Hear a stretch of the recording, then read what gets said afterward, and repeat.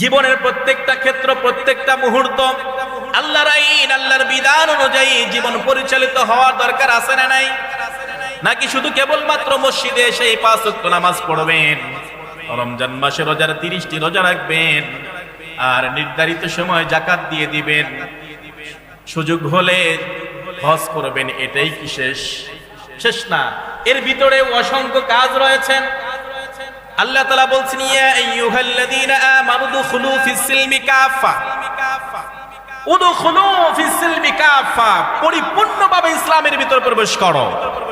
এই পরিপূর্ণ ইসলামের ভিতরে প্রবেশ করতে গেলে আপনার সেই জীবনে, বাস্তব জীবনে আপনি কি কি কাজ করেন, প্রত্যেকটা বিষয় ইসলামের ভিতরে আছে না নাই? বাস্তব জীবনে আপনি পারিবারিক জিন্দেগি গঠন করেন, ইসলাম এটাও শিক্ষা দিয়েছে কিভাবে আপনার পরিবারটাকে আপনি সুন্দর করে ইসলামিক ভাবে সাজাবেন। সামাজিক জীবন গঠন করেন, ইসলাম সমাজ ব্যবস্থা সম্পর্কে আমাদেরকে জানিয়ে দিয়েছেন। রাষ্ট্র গঠন করার জন্য সংগ্রাম করেন, ইসলাম কিভাবে রাষ্ট্র পরিচালিত হবে সেটাও আমাদেরকে শিক্ষা দিয়েছেন। রাজনীতি করেন, কিভাবে রাজনীতি করতে হবে এটাও ইসলামের ভিতরে আছে না নাই? জোরে বলেন। ইসলামের ভিতরে সেই রাজনীতির বিষয়টাও আছে, কারণ কোরআনটা আসছে সরাসরি রাজনৈতিক প্রেক্ষাপটে। এমন একটা প্রেক্ষাপট সেই সময় ছিল, গোটা বিশ্ব তখন শিরিক মুশরিকরা, গোটা বিশ্ব আল্লাহ তাআলার বিরুদ্ধে জিহাদ ঘোষণা করেছিল। সেই সময় রব্বুল আলামিন কোরআন নাজিল করে এই কোরআন দ্বারা ইসলামিক রাষ্ট্র কায়েম করেছেন বিশ্বনবীর মাধ্যমে। তিনি নিজেও রাজনীতি করেছেন, বিশ্বের বিভিন্ন প্রান্তরে বিভিন্ন বাদশাহ রাজাদের কাছে বিশ্বনবী সাল্লাল্লাহু আলাইহি ওয়াসাল্লাম সম্পর্ক স্থাপনের জন্য চিঠির মাধ্যমে বিভিন্নভাবে তাদেরকে ইসলামের প্রতি আকৃষ্ট করেছেন। সেই জন্য গোটা জিন্দেগিটা রাজনীতি যেমন আছে, অর্থনীতি ইসলামের ভিতরে রয়েছে, সমাজনীতি, পররাষ্ট্রনীতি সবকিছু ইসলামের ভিতরে পরিপূর্ণভাবে আছে।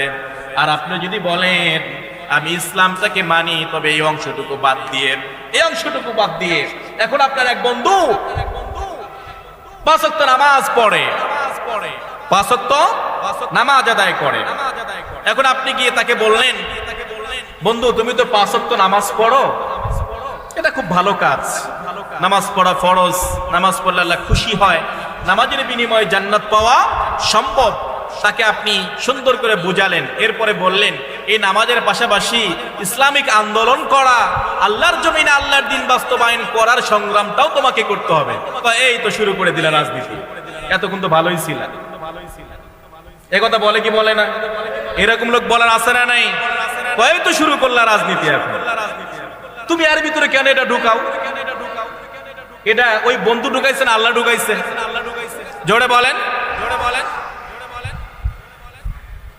বললাই তো শুরু করে দিলা রাজনীতি। এই টাইপের মানুষ সমাজে অসংখ্য আছে যারা বলেন ধর্ম নিরপেক্ষবাদ, ধর্মের সাথে তারা কখনো রাজনীতিকে সংযুক্ত করতে চায় না, এবং তারা এটাকে বিভিন্নভাবে ঘুরিয়ে পিছিয়ে নাম দিয়েছে। বিভিন্নভাবে আমাদেরকে দেখা যায় যে যারা ইসলামের সাথে সম্পৃক্ত, ইসলামী আন্দোলনের সাথে যারা সম্পৃক্ত, তাদেরকে বিভিন্নভাবে তারা ত্যাগ লাগিয়ে গালিগালাজ করে, কিভাবে? তারা বলে ধর্ম নিরপেক্ষবাদ, এটাকে আমরা কায়েম করতে চাই, ধর্মভিত্তিক রাজনীতি, রাষ্ট্র ব্যবস্থা আমরা চাই না। যারা চায় তারা হচ্ছে মৌলবাদী। তারা কি বলে? বলে কি বলে না? জোরে বলেন। আবার এর সাথে যুক্ত করে আরো কিছু বলে, আমাদের দেশের সবচেয়ে বড় গালি কি? রাজাকার। আমাদের দেশে আলেমদেরকে কি বলে? রাজাকার। আরো বিভিন্ন গালিগালাজ তারা করে। আবার এরাই দেখবেন মসজিদে গিয়ে সবার আগের প্রথম কাতারের সারিতে তারা বসেছে। আপনি মুসল্লি হয়েছেন ভালো কথা, 5 ওয়াক্ত নামাজ পড়েন, আবার সুদ খায় এমন মুসল্লি আছে না নাই? 5 ওয়াক্ত নামাজ পড়ে ঘুষ খায় এমন মুসল্লি আছে না নাই? 5 ওয়াক্ত নামাজ পড়ে অন্যের জমি জমা আইল ঠেলাঠেলি করে অন্যের সম্পদ হাতিয়ে নেয় এমন মুসল্লি আছে না নাই? আপনি যে এই যে আল্লাহ তাআলার জন্য জান মাল সবকিছু কুরবান করে দিবেন, এখানে আপনার কোনো ইচ্ছা নাই, সবকিছু কার ইচ্ছায় হবে?